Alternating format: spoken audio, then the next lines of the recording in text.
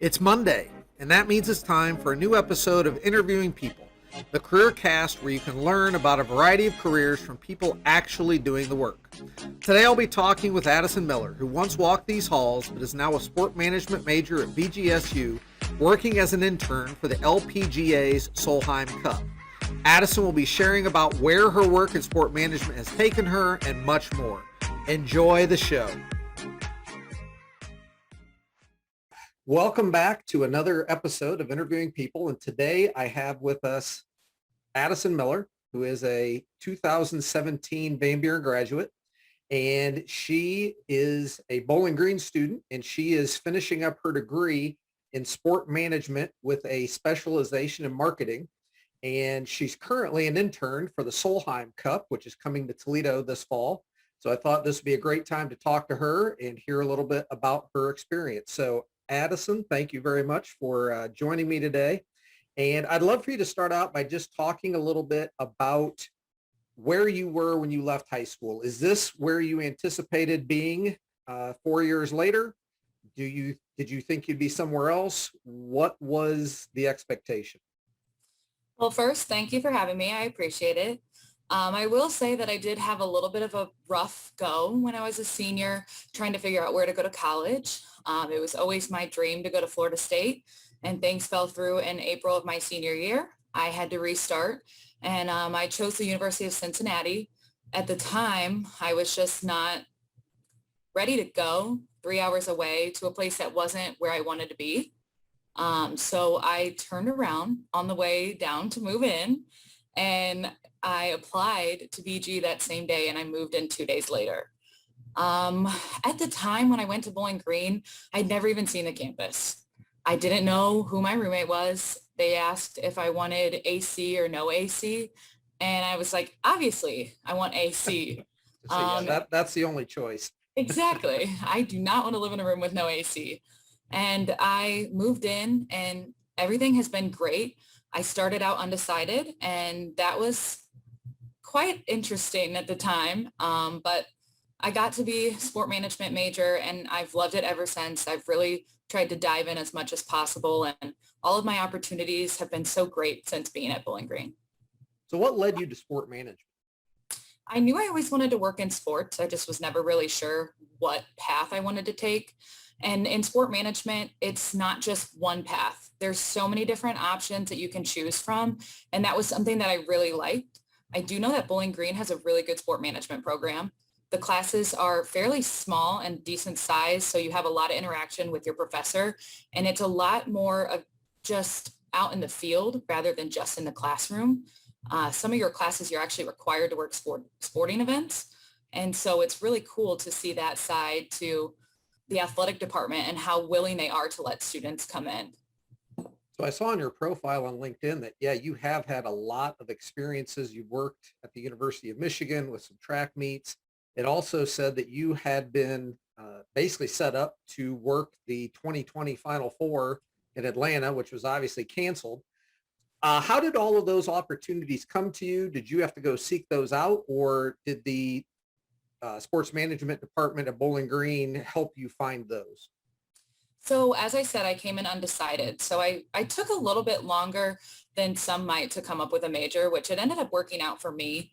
I joined sport management when I want to say the end of my sophomore year is when I officially switched to sport management.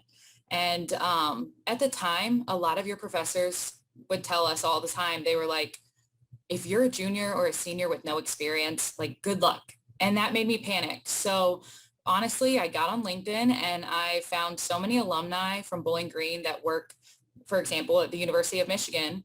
The director of their ticket operations, he actually took 6 BG students every year to work on home game days for football. So that was really cool. We got to work 3 hours before kickoff, and then we got to sit 50-yard line at every game. Wow. So yeah, it was quite the experience. And then I did get involved with Sport Management Alliance, which is a student organization on campus. And that was where I got to the Final Four. I volunteered with them for the Big Ten Fan Fest experience in Indianapolis, which was super fun. And then they had an interview process to go to the Final Four. And they were selecting 10 out of, I want to say, like 75 students. Wow. So it was just a quick little interview process. And it was actually going to be me and 9 other boys in an Airbnb in Atlanta.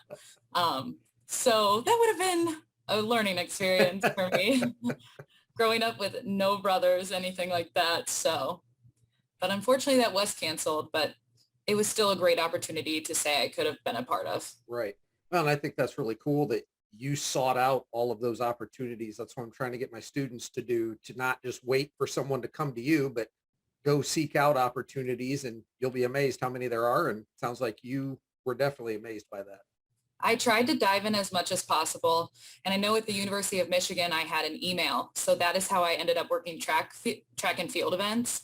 I found the event manager up there and I contacted him, and then he let me come and work track and field.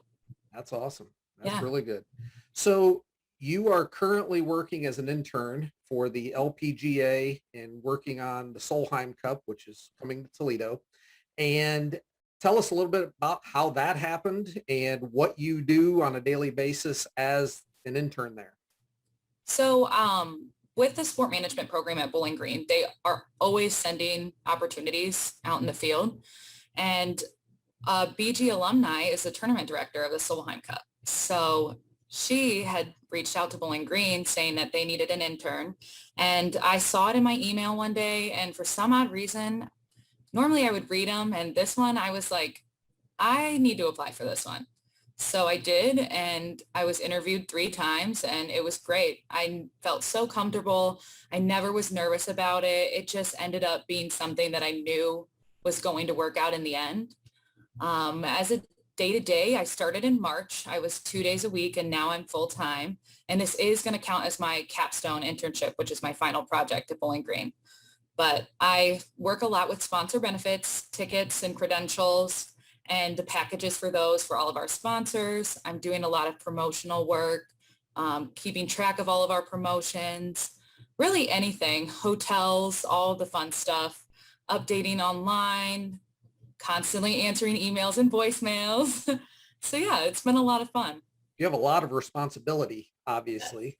Do you feel a lot of pressure, or again, you feel like this is the place where you need to be and you're enjoying it? Honestly, I don't feel pressure. There's 2 of us in the office, and then we're constantly on Microsoft team calls all the time. And everybody's so welcoming. Everybody was very invested in who I was and how I got there. And it's just been great. They've come to visit. I've met them. They've taken me to dinner. We go to lunch. It's just a very easy environment, and I feel very comfortable. And I can definitely see that all of our personalities mesh. So it's been great to work with who I've gotten to work with. Good. Now, when the tournament actually begins, will your responsibilities change at all, or will you still be basically focused on the ticketing and make sure that everyone's, who's getting in has a ticket and all of that?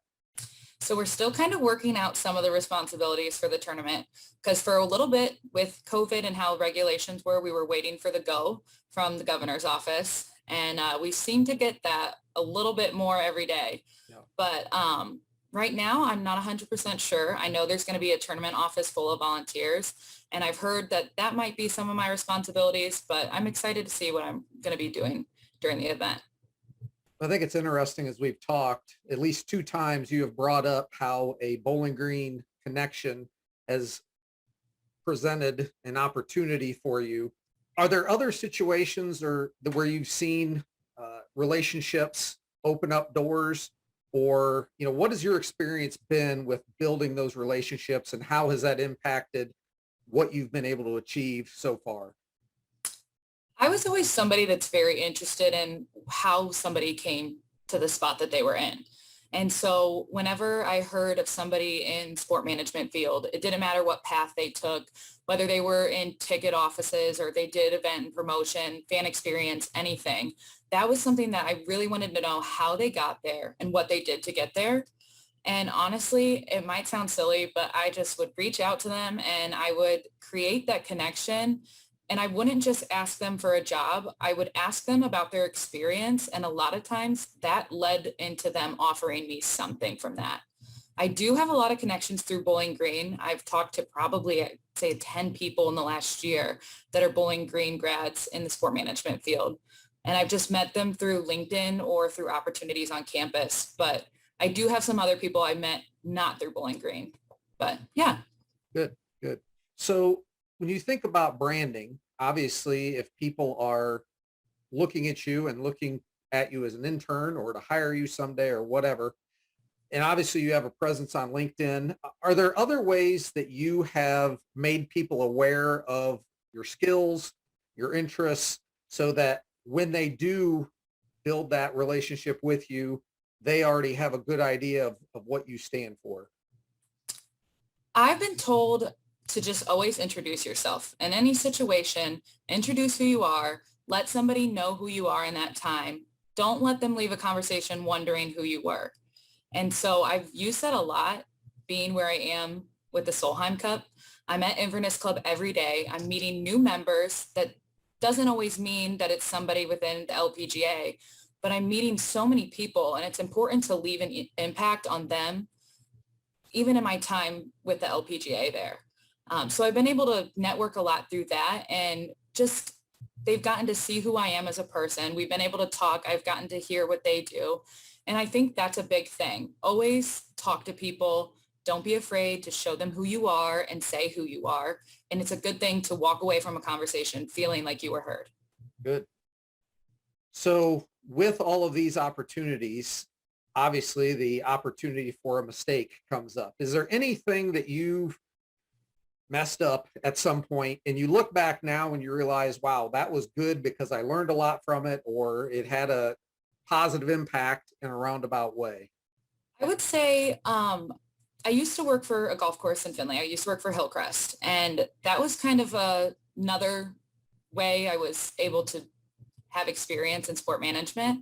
And I found that a lot of my mistakes came from golf outings at Hillcrest, whether it was not enough carts or not having somewhere to direct somebody, just anything like that. Something small could create something so big. And to me, it'll always work out in the end, and you just have to keep trying, find some solution. It's okay. You were all human. Mistakes will happen. It's not going to make or break anything. And it always worked out. I was always calm, and 9 times out of 10, it turned out great. Yeah, well, I think that's really good advice. And I think that's something students need to hear. I think they often are just hypersensitive to making a mistake, and they don't want to take any risks. And obviously without those risks, it's tough to make much progress. So I think it's good for them to hear that. So as you think about yourself when you were in high school, is there anything that you look back at now and say, man, I wish I had known that when I was in high school? I would say that it's okay to not know what you want to do. I was always somebody who had a plan for the future and didn't necessarily always live in the day. And as I've gotten older and I've experienced more in college, it's really important to take the time to see where you are right now and to live in that moment and be okay not knowing what's next or where to go next, but know that you're going to get there and that every path you take will lead you to somewhere that you're meant to be. Right. Well, yeah, I think that's very good advice.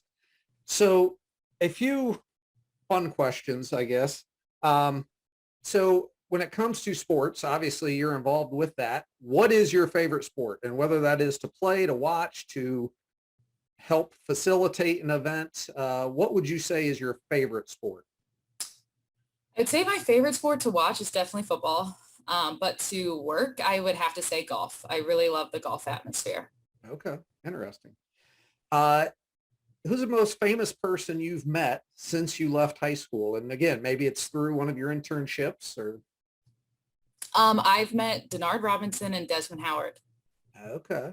All right. So a couple Michigan football players Yeah. and a Heisman Trophy winner. So that's very Yes. cool. So was that just at a football game? And what was the situation around that?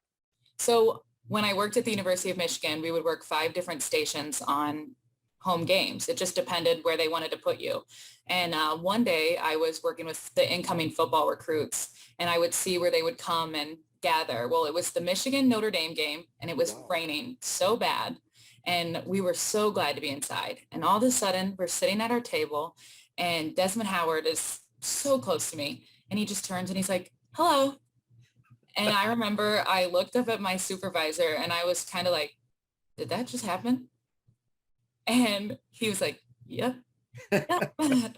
And then when it came to Denard Robinson, I was working public will call, and football alumni came to get tickets there. And he didn't know where to go. He's like, I've never watched a game here. I've only played. And so he's like, where do I pick up my tickets? And he's like, my name's Denard Robinson. I wanted to be like, I know who you are. I'm like, don't worry.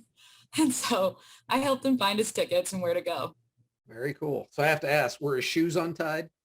They were tied. They were tied. Oh, wow. Yes. Okay. That's surprising. Shocker. Yeah. Yes. So what's one aspect of sports marketing and management that maybe people aren't aware of that you now see because you're in that field? I definitely, this might seem obvious to some, but it really wasn't to me. And it's not your typical 9 to 5. I always thought that putting a lot of work into this would happen during the typical 9 to 5, but it's a lot of outside hours, weekends, evenings, some holidays. But if you love it, it's all worth it in the end. Good. So if someone was thinking about going into this career field, what advice would you give to that person? Get involved in as much as possible. Like I said before, there's a lot of paths you can take in sport management, and just get your foot in the door, try anything and everything. You never know what's going to happen. And sometimes even if you volunteer to help pick up trash at a football stadium, you'll meet somebody there that's going to take you somewhere else. If they see you making that initiative to do something that maybe not others want to do, sometimes you're going to benefit from that. Yeah, I think that's really good advice. Hard work pays off. And sometimes you have to start at the bottom and work your way up. And, Yep. It sounds like you've done that, and you are now climbing to some places where you wouldn't have been able to go a few years ago. So I think that is awesome. So if someone wanted to reach out to you to learn more about a sport management major, obviously I've got your LinkedIn information. Is there any other way they might reach out to you to be able to ask some questions? My LinkedIn does have my email. Always email. I love when people reach out to me. I don't care how old you are or whatever. Always ask questions. Don't be afraid to come reach out to me. So whether it's LinkedIn, I mean, even any form of social media, you can always follow me and connect with me that way too. Okay. Last question. Where would you love to find yourself after graduation? If you could have your dream job in sports management and marketing, what would that be? So I mentioned before, I wanted to go to Florida State my whole life. And since that didn't get to happen, if I could do anything, I would love to work in the athletic department for Florida State and wear garnet and gold every day. Very cool. Very cool. All right. Well, Adysson, I really appreciate you sharing everything and giving us some insight into what it's like to be in sports management. So thank you very much. Good luck. And I hope that someday you'll be working down at Florida State. Thank you very much. I appreciate you having me. Thank you for watching this interview with Adysson Miller. And to be sure you don't miss upcoming interviews, please click subscribe so you'll know when the next episode is released. Thank you for watching. And as always, remember, the best part about Mondays is interviewing people.